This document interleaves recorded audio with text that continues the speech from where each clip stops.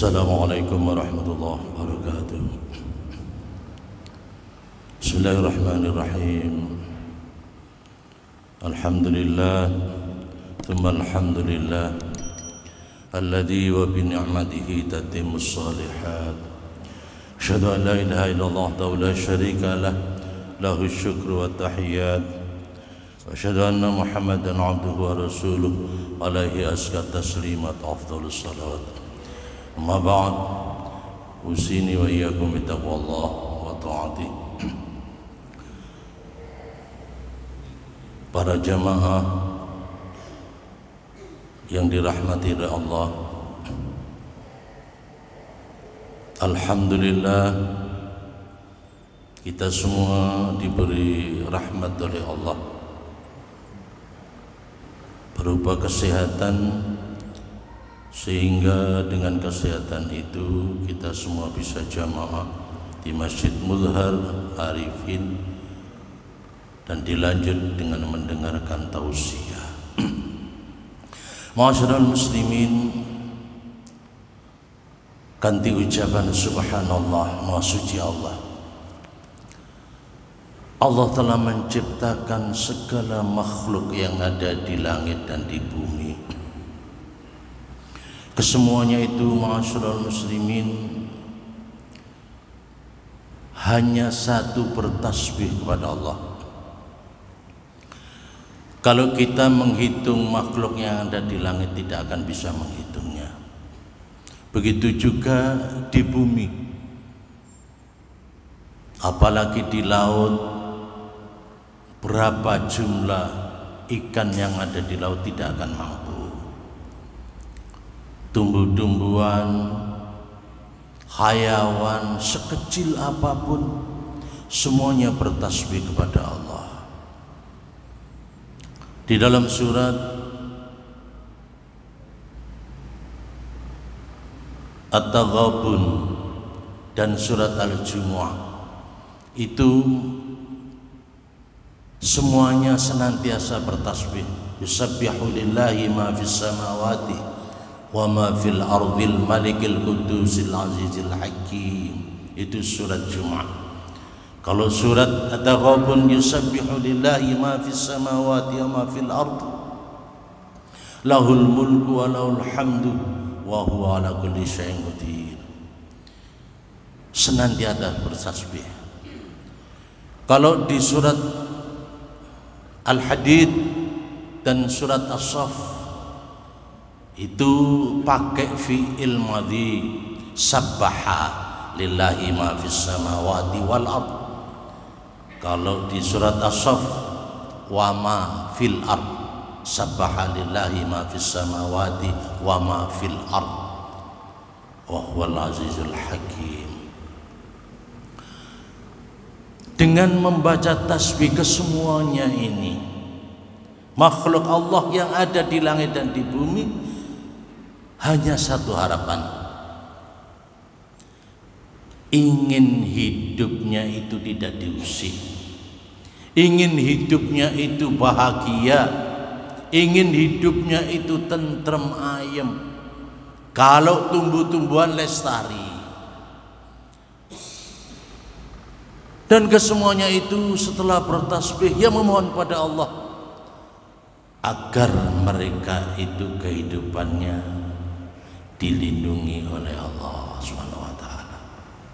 Nah, kita sebagai manusia yang diciptakan oleh Allah dengan kesempurnaannya, maka wajiblah kita bersyukur kepada Allah. Jangan sampai kalah dengan makhluk-makhluk yang lain, karena manusia diciptakan oleh Allah dengan kesempurnaan bentuk. Maka dari itu, ma'asyiral muslimin, bedanya antara makhluk dengan manusia, makhluk selain manusia, maka seandainya manusia itu berbuat zalim, maka Allah menyebutnya kal an'am, seperti binatang ternak, kata Allah.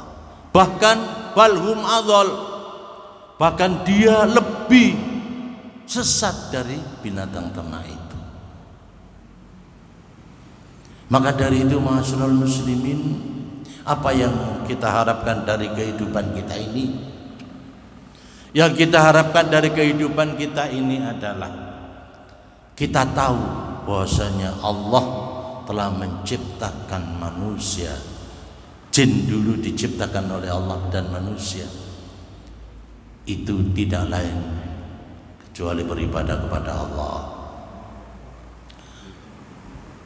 Maka dari itu yang kita harapkan adalah kebahagiaan hidup. Dan tentu harus tahu kalau kita sebagai manusia ini hidup itu bukan di dunia saja. Hidup yang kekal adalah di akhirat. Jadi kehidupan itu ada dua, kehidupan di dunia, kemudian nantinya ada kehidupan lagi di akhirat yang kekal. Maka dari itu Allah menyebutnya bahwasanya manusia itu ada 3 kelompok di sini. Kelompok yang pertama adalah kelompok yang disebut oleh Allah zalimun li nafsi. Dalam surat Al-Fatir 32 Allah menyebut, "Tsumma awrasnal kitaba alladzina astafaina min ibadina." Tsumma awrasnal kitaba alladzina astafaina min ibadina faminhum zalimun li nafsi wa minhum muqtasid wa minhum sabiqun bil khairat biidznillah. Dzalikal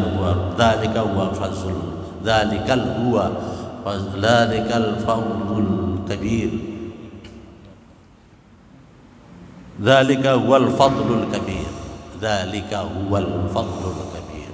Ma'asyiral muslimin, di ayat yang lain Allah menyebutkan di surat Al-Baqarah yang awalnya idza qadaytumus shalah fa idza qadaytum manasikakum.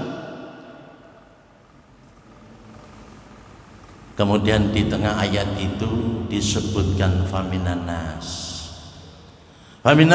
may yaqulu rabbana atina wa rabbana atina fid dunya wa ma lahu fil akhirati min khalaq. Jadi yang disebut pertama kali wa idza qadaytum manasikakum fadhkurullaha ka dzikrikum aba'akum au ashadda dzikra. Kemudian dilanjutkan faminan nas may yaqulu rabbana atina fid dunya wa ma lahu fil akhirati min khalaq. Nah ini pertama manusia itu disebut oleh Allah, golongan yang satu ini adalah golongan zalimul li nafsi. Dia minta kehidupan di dunia aja. Jadi tanpa dia memikirkan kehidupan di akhirat. Allah sudah menyebutkan manusia seperti ini adalah manusia yang termasuk golongan zalimul li nafsi, yaitu menganiaya pada dirinya sendiri. Faminan nasi may yaqulu rabbana atina fid dunya wa ma lahu fil akhirati min khalaq. Wahai Allah, berilah kami kesejahteraan di dunia walaupun toh nanti tidak dapat apa-apa di akhirat. Ini rugi. Karena Allah sifat Rahman Rahim dikasih oleh Allah. Dikasih. Maka ada di golongan kemarin yang tanya pada saya, Ustaz, lo kenapa sudah ingkar kepada Allah kok dikasih kehidupan yang mewah di dunia? Saya jawab, Allah itu melihat manusia itu tidak melihat pada zahirnya, tapi batinnya. Ada ayat yang disebutkan oleh Allah, "Wa man a'rada 'an dzikri fa inna lahu ma'isyatan dhanka." Saya sebut gitu. Benar dikasih kekayaan oleh Allah, dikasih kemuliaan oleh Allah di dunia dan tidak sama sekali di akhirat. Tapi kehidupan di dunia itu disempitkan oleh Allah. Walaupun tuh dia kaya raya, walaupun tuh dia apa saja jabatannya di dunia, disempitkan. Apa yang disempitkan? Hatinya. Innallaha la yanzuru ila ajsamikum wala ila suwarikum walaki yanzuru ila qulubikum. Allah tidak melihat orang itu kepada menterengnya, gagahnya badannya, tampannya, atau apa yang dipakai dia, tapi Allah melihat hatinya manusia dan amal perbuatannya manusia. Maka jangan heran kalau manusia itu dikasih Allah kesempatan hidup yang mewah, tapi tidak dapat apa-apa di akhirat. Dia disempitkan oleh Allah hatinya. Dan ingat ma'asyiral muslimin, man a'radu an dzikri fa inna lahu ma'isyatan dzanka wa nahsyuruhu yaumal qiyamati a'ma. Karena kehidupan di akhirat itu tidak ada, maksudnya tidak dijamin kesejahteraannya, karena sudah dikasihkan oleh Allah kehidupan di dunia dengan kemewahan itu, maka nantinya akan dibangkitkan oleh Allah. Wa nahsyuruhu yaumal qiyamati a'ma. Dibangkitkan dan dikumpulkan oleh Allah dengan keadaan buta. Matanya itu buta. Jadi dikumpulkan oleh Allah, dibangkitkan oleh Allah. Wa nahsyuruhu yaumal qiyamati a'ma. Ini surat Thaha. Kemudian berkata, mengeluh kepada Allah, ya Rabbi, lima hasyaratani a'ma wa qad kuntu basira. Kenapa wahai Allah saya engkau bangkitkan dengan keadaan buta dan kau kumpulkan saya ini dengan orang-orang yang buta, padahal dulu saya ini basira, bisa melihat. Dijawab oleh Allah, kadzalika atatka ayatuna fanasita. Dulu kamu sudah ada ayat-ayat aku yang disampaikan oleh hambaku yang saya muliakan, saya paling kasih sayang, yaitu Rasulullah SAW. Kemudian diteruskan pada sahabat, tabi'in, dan para kiai-kiai, para ustadz-ustadz sudah menyampaikan, tapi kamu cuek, kamu tidak menghiraukan. Wa kadzalika atatka ayatuna fanasita. Kamu cuek, kamu tidak hiraukan, kamu lupakan dengan sengaja.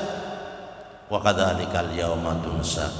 Dan ini balasan saya, kamu saya jadikan dengan keadaan mata kamu buta.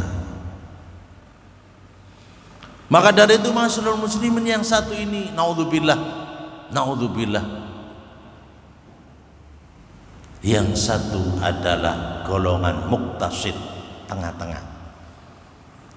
Jadi melakukan kejelekan kemudian dia ingat kepada Allah, istighfar. Tapi ini juga kalau bisa jangan sampai jadi orang muqtasid, tengah-tengah. Jadi melakukan kesalahan kemudian beristighfar, maka melakukan kesalahan lagi, naudzubillah. Melakukan kesalahan, beristighfar, kemudian tidak melakukan kesalahan lagi. Maka orang yang demikian itu melakukan kesalahan, bertobat, melakukan kesalahan, bertobat, akhirnya Allah tidak akan mengampuni juga. Maka yang golongan terakhir ini adalah golongan sabiquna bil khairat, orang-orang yang mencari kebaikan. Inilah golongan yang harus kita capai untuk kehidupan di dunia dan di akhirat. Wa may yabtaghi ghairal islami din, atau siapa yang mencari jalan yang tidak dengan agama ghairul islami dinan, falayuqbal, tidak akan diterima oleh Allah. Jadi bagaimana wabtaghi fima ataqallahu taral akhirah, Maka kita cari, dan mencari itu susah, tidak gampang. Goleki ku susah. Dom lugor digoleki susah. Apa maneh dom lugor nek jero kolah susah.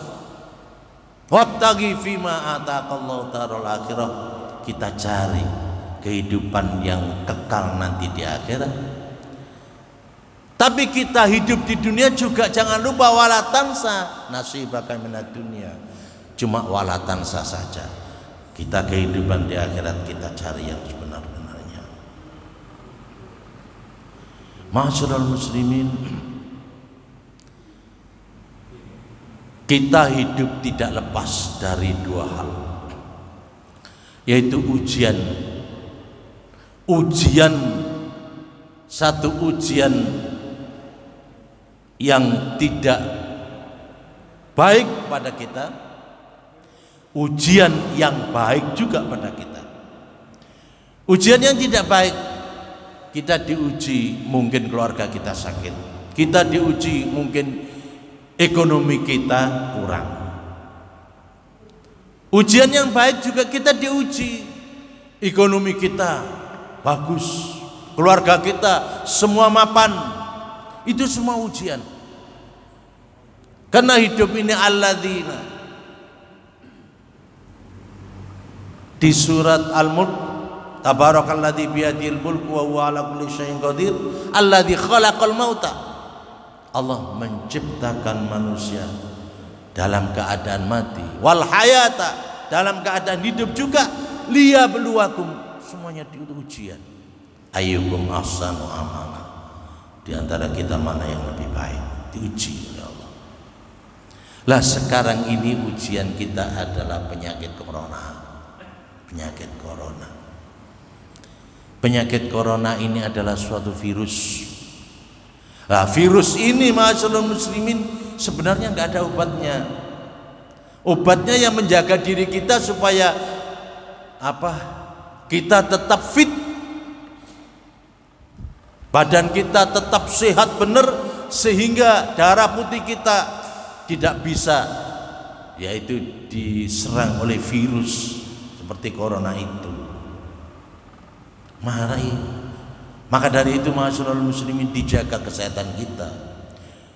Jadi sebenarnya kata dokter yang ada di YouTube itu tidak ada obat virus corona itu. Ya kita menjaga kesehatan kita. Lah ini adalah ujian. Ujian itu kita hadapi dengan kesabaran. Kita sabar menghadapi ujian, kita tetap menjalankan sholat. Maka kalau kedua-duanya ini kita jalankan, Allah akan membalas kita di akhirat nanti dengan rumah yang sangat mewah. Disebutkan juga di surat Ar-Ra'd ayat 21, 23, 20, 22, 23. Walladzina sabaru ibtigha'a wajhi rabbihim wa aqamus shalah wa anfaqu mimma razaqnahum sirran wa 'alaniyah wa yadra'una bil hasanati sayyi'ata ulaika lahum uqbat dar jannatu 'adnin yadkhulunaha wa man salaha min abaihim wa azwajihim wa dhurriyyatihim wal malaikatu yadkhuluna 'alaihim min kulli bab salamun 'alaikum bima sabartum fa ni'ma uqbad dar. Ini adalah surat Ar-Ra'd. Diuji oleh Allah kita. Dan bagaimana ujian itu kita harus hadapi dengan sabar, tetap menjalankan sholat. Walladzina sabaru ibtigha'a wajhi rabbihim, orang-orang yang sabar menghadapi ujian hanya ingin mencapai ridha Allah, tapi tetap ujian itu kita hadapi dengan kesabaran dan mengerjakan sholat. Kemudian wa anfaqu mimma razaqnahum sirra wa 'alaniyah. Apapun rezeki kita diberi oleh Allah, baik diberi secara lapang dan secara sempit, sedikit atau banyak, tetap infak kepada Allah, karena dikembalikan kepada Allah. Rezeki ini dari Allah. Kalau kita dapat banyak, kita kembalikan kepada Allah banyak, melalui fakir miskin, melalui masjid-masjid, melalui musola dan lain sebagainya. Kalau kita dapat rezeki sedikit, kita infakkan dengan sedikit. Orang-orang yang telah mengerjakan itu, kesabaran, sholat, kemudian infak, dan melupakan atau meninggalkan hal-hal yang tidak baik, dijamin ulaika lahum uqbaddar, maka orang itu akan saya siapkan nanti rumah di mana? Yaitu rumah di surga. Dan rumah itu dikatakan oleh Allah Jannatu Adn, yaitu surga Adn. Jannatu Adni yadkhulunaha wa man sholaha. Maka orang yang bisa menahan diri kesabaran itu dengan mengerjakan sholat, kemudian infak, dan meninggalkan hal-hal yang jelek, diganti hal-hal yang baik, dia dapat rumah yaitu surga Adn. Dia masuk bersama orang-orang soleh, dan diajak juga apa? Kedua orang tuanya diajak, istrinya diajak, keluarganya semuanya diajak masuk di dalam surga itu. Dan ma'asyiral muslimin, ingkang lebih membanggakan lagi, yang lebih membanggakan lagi, wal malaikatu yadkhuluna alaihim min kulli bab, karena pintu-pintu surga itu ada 8. Rebutan malaikat ingin menjumpai orang yang melakukan hal 4 perkara itu tadi. Sabar, kemudian melakukan sholat, menjalankan sholat sesuai perintah Allah dan Rasulullah, kemudian berinfak, setelah berinfak meninggalkan segala perbuatan-perbuatan yang tidak ada gunanya, menggantinya dengan perbuatan-perbuatan yang bagus, maka Allah akan menempatkan dia di surga. Itu adalah surga Adn. Bukan sendirian saja ma'asyiral muslimin, dikasih kesempatan oleh Allah, ajaklah dia bersama masuk dengan orang-orang saleh. Orang tuanya sudah diajak, wa man sholaha min abaihim, kemudian istri-istrinya, wa azwajihim, wa dzurriyyatihim, keluarganya semua diajak. Lah ininya wal malaikatu yadkhuluna alaihim min kulli bab. Malaikat berebutan ingin menjumpai orang yang telah melakukan 4 perkara tersebut. Wal malaikatu yadkhuluna alaihim min kulli bab. Perlunya apa? Mengucapkan salam, salamun alaikum bima sabartum. Selamat atas kamu telah berbuat kesabaran di dunia sehingga mencapai derajat yang setinggi. Salamun alaikum bima sabartum fa ni'ma uqbaddar, dan kamu sudah sepantasnya dapat balasan dari Allah, surga Adn ini. Itulah ma'asyiral muslimin arti kehidupan yang sebenarnya. Sebab kalau kita hidup di dunia ini ma'asyiral muslimin, tidak ada sama sekali perjuangan di dalam kehidupan ini untuk menuju ridha Allah. Maka di akhirat nanti ma'asyiral muslimin akan ditanyakan oleh Allah. Jadi orang yang sudah meninggal dunia di jalan Allah, kita tidak boleh saklek untuk mentafsirkan dari satu ayat itu. ولا تحسبن الذين قتلوا في سبيل الله أمواتا بل أحياء ولكن لا يشعرون بل أحياء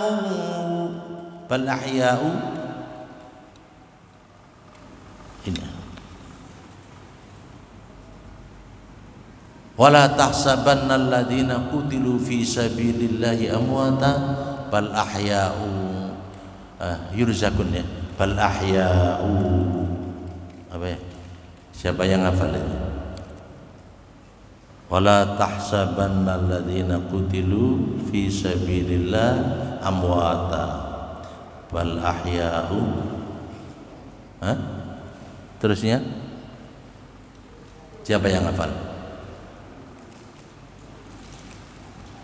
Jadi orang-orang yang mati di jalan Allah itu, dia tidak mati sebenarnya. Bal ahya, dia hidup di sisi Allah dan diberi oleh Allah rizki, diberi oleh Allah rizki. Farihina bima atahumullah. Nah ini, wala tahsabanna alladziina qutilu fi sabilillah amwata bal ahya'un 'inda rabbihim, bal ahya'un 'inda rabbihim. Jadi beliau yang mati di jalan Allah ini adalah masih hidup di sisi Allah. Bal ahya'un 'inda rabbihim yurzaqun, diberi rezeki oleh Allah. Ayat ini turun ma'asyiral muslimin ketika putranya Abdullah bin Amr bin Haram, yaitu seorang sahabat yang pada waktu itu ditugasi oleh Rasulullah untuk menjadi ketua pemanah pada waktu perang Uhud. Akhirnya beliau karena memegang teguh amanah dari Rasulullah, kawan-kawannya sudah turun tapi dia tetap di atas gunung, sampai-sampai dia mati tapi jasadnya tidak dikenali lagi karena sudah porak-poranda. Anaknya ini kemudian menjumpai Rasulullah sallallahu alaihi wasallam karena jasadnya sedemikian rupa. Akhirnya dijawab oleh Rasulullah, ketahuilah wahai Abdullah, anaknya Abdullah, sekarang bapakmu lagi berenang di sungai surga dan didatangi oleh Allah, dan tidak ada manusia yang bercakap dengan Allah tanpa hijab kecuali bapakmu ini. Ditanya oleh Allah, wahai hambaku, apa yang kamu minta? Katanya Abdullah bin Amr bin Haram, wahai Allah, saya meminta kepada engkau, hidupkanlah lagi. Saya akan berjuang seperti ini lagi, dan saya mati syahid, dan kehidupan di sini sungguh menyenangkan. Kata Allah, kalau orang yang sudah mati tidak akan hidup lagi. Maka turunlah ayat ini, wala tahsabanna alladziina qutilu fi sabilillahi amwata bal ahya'un 'inda rabbihim yurzaqun farihina bima atahumullahu min fadlih. Kemudian dia bunga karena keistimewaan itu, dikasih keistimewaan oleh Allah karena dia mati syahid. Lah di sini mafhum mukhalafah ayat ini bukan berperang saja. Orang yang menyantuni anak yatim, orang yang ya seperti kita ketahui bersama, yang membangun masjid ini, yang menyantuni anak yatim, yang membangun bangunan di pondok-pondok, seperti halnya Al-Maghfur Bapak Jauhar, Haji Jauhar, dan Bapak Jauhar Arifin, Bapak Mudhar, almarhum Bapak Mudhar dan almarhum Bapak Jauhar Arifin.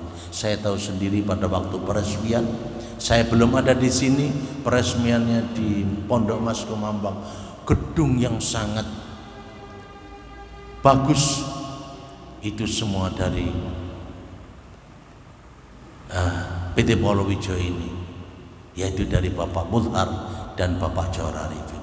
Ya inilah yang akan menolong beliau berdua, akan menjadi saksi, dan amal jariah ini sampai sekarang akan tembus kepada beliau. Dan beliau ini juga termasuk fisabilillah, termasuk farihina bima atahumullah, termasuk di samping Allah dapat rezeki. Sebab apa? Sebab ya fisabilillah, menyediakan tempat yang seperti ini untuk jamaah, untuk orang lain, bukan untuk dirinya sendiri. Padahal dirinya juga dapat pahala yang sama dengan pahala yang mengerjakan itu.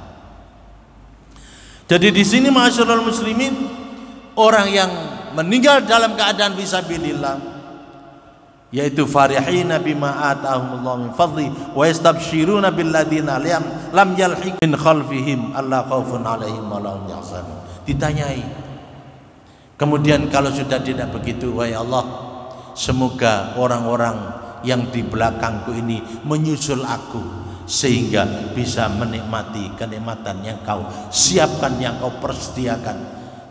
Seperti ini yang di dunia saya tidak bisa melihat. Mala ainun ra'at wala udhunun sami'at. Jadi tidak bisa kita bayangkan kenikmatan yang engkau berikan hari ini atau saat ini, wahai Allah. Maka dari itu, masyarul muslimin, persiapkanlah diri kita. Persiapkanlah diri kita bahwasanya kita hidup ini yang lama adalah di akhirat, dan persiapannya adalah di dunia ini. Wa khairuz zat, dan persiapan yang bagus adalah azadut taqwa, ketakwaan.